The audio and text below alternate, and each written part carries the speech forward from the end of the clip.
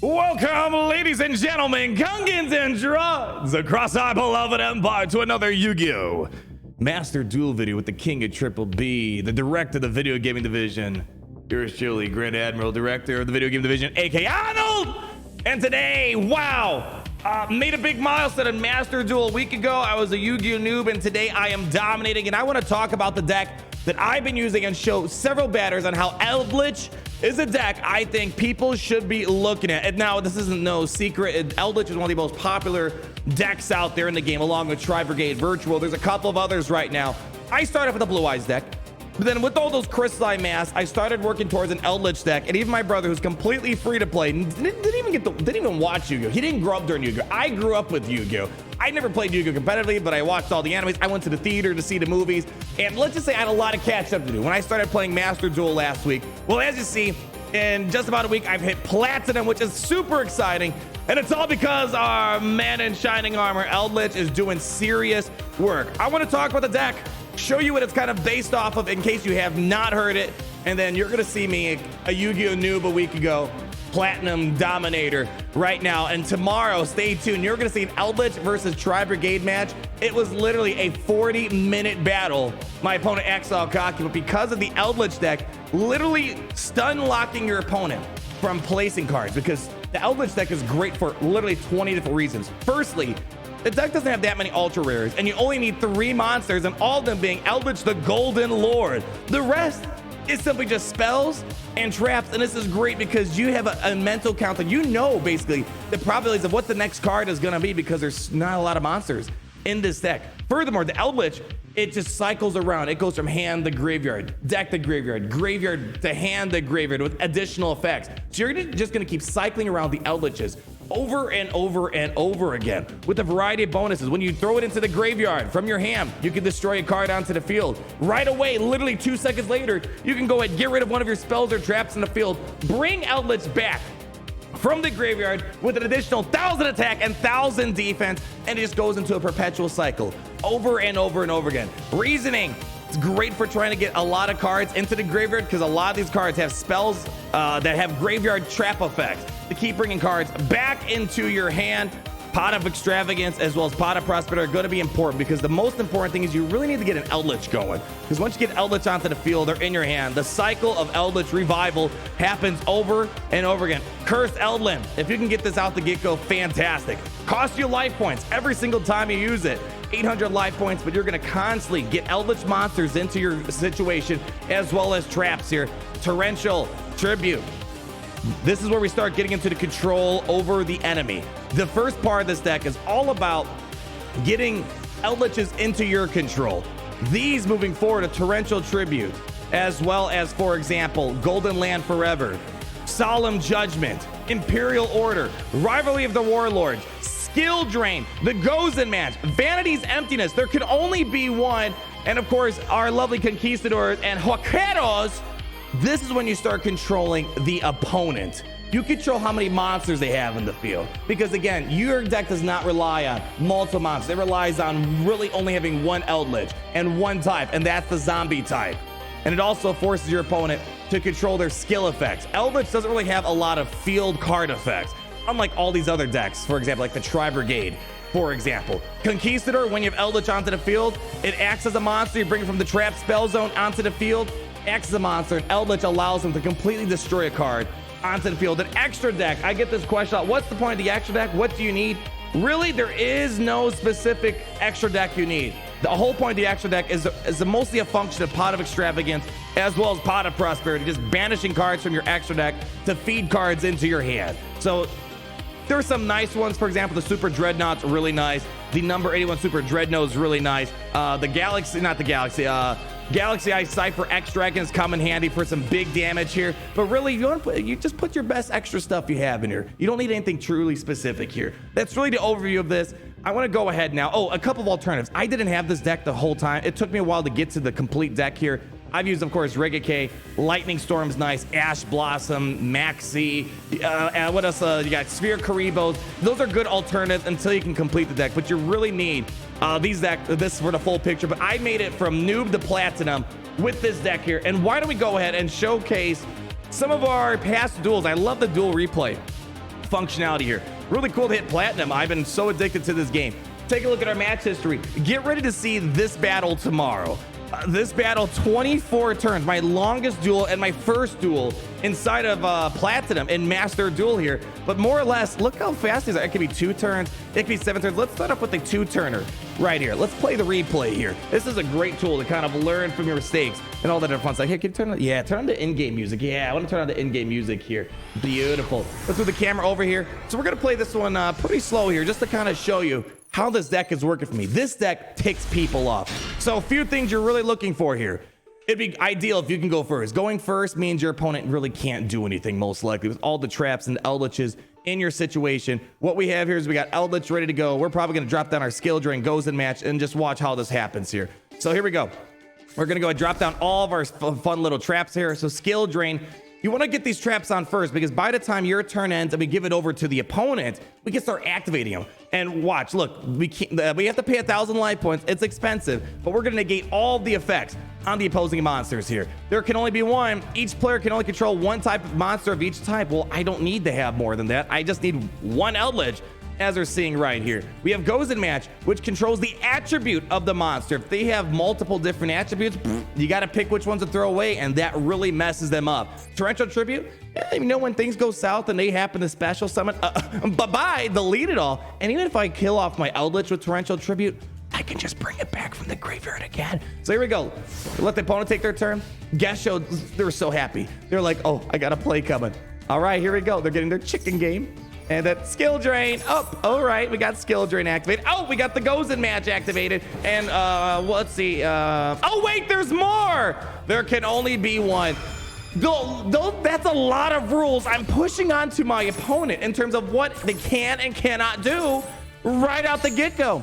Now you can still win going second turn around, but watch, all of a sudden they can't do anything. And now here they go. They're trying to get some cards into their hand. They're trying to get more cards. I first thought they were maybe running an Exodia deck of some sort right here. Didn't seem like it. I thought they actually double checked their deck, but they were trying something here.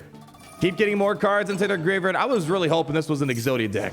We actually might double check if that was an Exodia deck, just so you could see what it was all about here. They're going to activate Toon World. This is when I realized this probably isn't an Exodia deck. I don't quite know why we would get Toon World onto the field, and they're like, that's it. They couldn't do anything. I literally controlled the entire field. Quick victory. I cannot explain to you how many times people just quit right away. But let's go to our next duel that we have here. A little bit longer. We have a 7-turn one, not 24. My gosh, that was a long duel against the Tri Brigade, but we came out victorious at the very end here. Let's go ahead and roll the clip here, my friends. All right. They even have the fancy board. They got the fancy sleeves here. So note this. We didn't have Eldlich out to start. You know, it's unfortunate. But you know what? We got Pot of Extravagance to try to banish. You don't want to just banish random cards, but you're going to banish cards into your... banish them. You're going to start getting cards into your hand. But even so, the Elixir of Scarlet, Sanguine, whatever you said, the Sanguinies, you're going to have a chance to get an Eldlich from your deck or graveyard. So you have ways to beat out an Eldlich, even if you don't start with one right away. Again, intimidating our opponent, held up on the Pot of Extravagance. You can be making an argument that maybe we should have opened up with Pot of Extravagance here. Here we go. I believe this is a pendulum battle. People are... pendulums can be intimidating. I'll be honest. I'm not 100%. I'm still... just a week ago, I was a noob. Still have much to learn. There we go. Look, the Eldlich came out of nowhere. Came out of nowhere. And I believe in this battle, we're going to actually watch. I think there's probably a few things I could have done differently here. If you can get, for example, Imperial Order to come onto the field, pendulums are almost done for because they're treated as spell cards, right? So Imperial Order would have been nice to have. Didn't quite have it. Now you could make the argument that maybe Pot of Extravagance, we probably could have found it a little bit earlier on here. There we go. Conquistador. We're going to call the Conquistador. We're going to target at. Boom. Goodbye. Controlling their field. The Conquistadors are fantastic. I wish I could have more than 3, but you can't. We have another skill drain. A little too much. I don't need another skill drain right now. We're going to go and banish some cards. Nah, not the best pull that we could possibly have right now, but we got another Conquistador on the field, so when we activate it, we can go ahead and get rid of another guy. And look at that, another Eldlich coming onto the field right now, putting a lot of offensive pressure on our opponents here. Looking good so far. 7,000 life points to 6,200 life points. What's going to be the counterattack? We're going to swap on over to BC and see if they can do something fun here. All right, here we go. We got our Pendulum Summon going on. This would have been nice to have... some ways to handle it, but don't you worry, child. We got lots of plays coming for you. Let's see. I believe they were going to try to attack our Eldlich here and try to just, let's see. Yeah, this was an interesting play right here. All right, we're going to do that. And I was like, no, you can't have Eldlich. No Eldlich for you. Now, I could have probably just destroyed that right there. Is what it is at that point. That's one of those plays where you probably could have went for that guy. All right, so they're going to go ahead. I'm going to eat up 1,500 life points. Mild inconvenience here. They're going to try to clean up the conquistadors, but their job's not done yet. Going into the graveyard means that I can banish them from the graveyard and do some fun stuff. Summoning another Elixir from the trap zone, bringing out another Eldlich before it's even my turn here. Looking pretty good, it seems like. Now we got a Torrential Tribute. We're going to drop that down.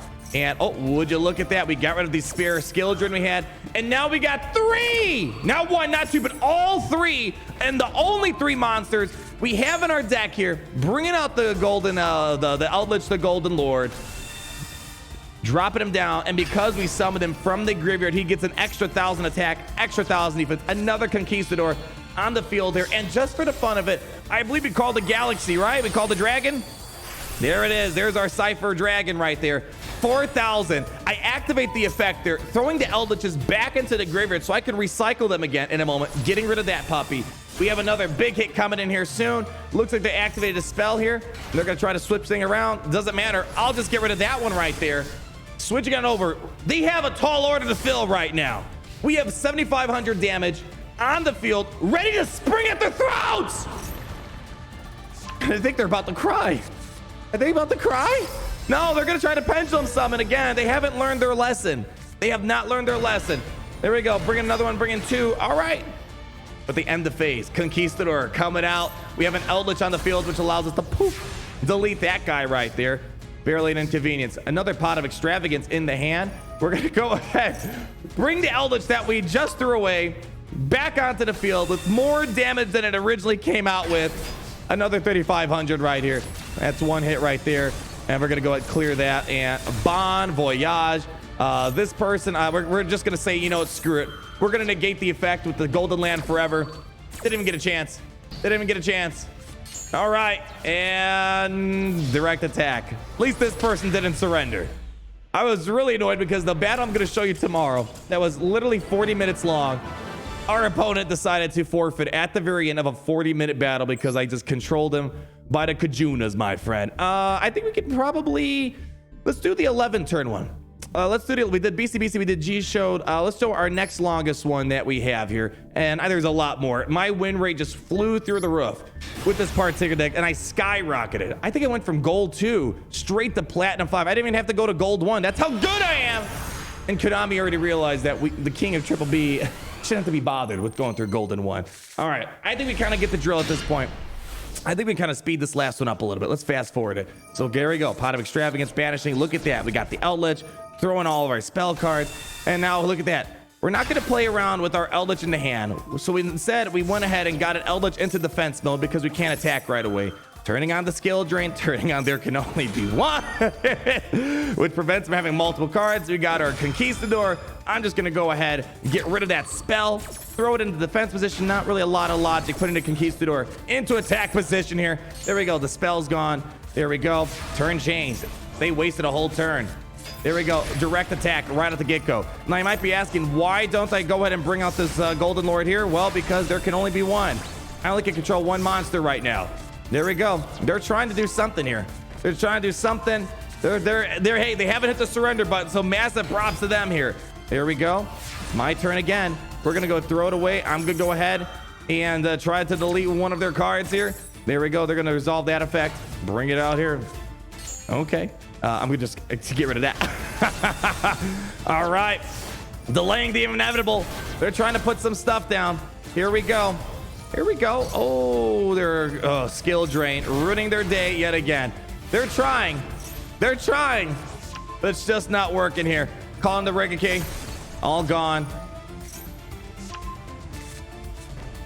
Another Eldlich coming out to the field. We're going to get rid of that. A direct attack right there. Very nicely done. I mean, it is me playing at the end of the day, isn't it?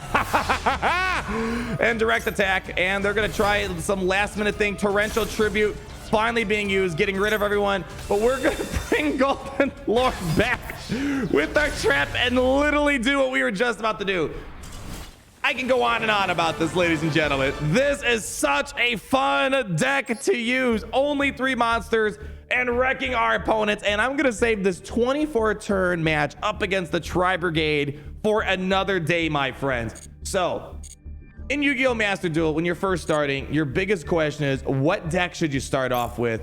You're going to get 10, 12,000 gems, super free to play accessibly. And the most important thing is building a deck that's going to take you to platinum and take you far inside this game. My 2 cents, my personal experience. My brother, who just spent $0 on the game, was able to build a similar deck, not 100% completed yet, but even at 80%, when I was missing skill drains out the get-go, I didn't have the Rivalry of Warlords built just yet, didn't have Imperial Order. I was able to use Regicate, Lightning Storm, use some Ash Blossom, Sphere Kribos. As long as you got the Eldlich, the Conquistadors, you have ways of getting the cards into your hand with the pots, and of course, Cursed Eldlin.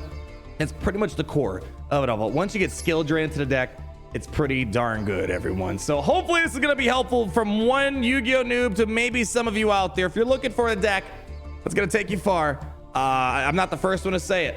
Eldlich is one of the best free-to-play decks, or just one of the best decks in general to be rocking inside of Yu-Gi-Oh Master Duel. Leave a like, comment down below, subscribe so you're not missing a thing. If you would like to see more Yu-Gi-Oh in the future, I've been loving the game. Love to see where this game's going, and I would love to see you guys in the next video. But always remember, until then, it's great to be in the Empire today.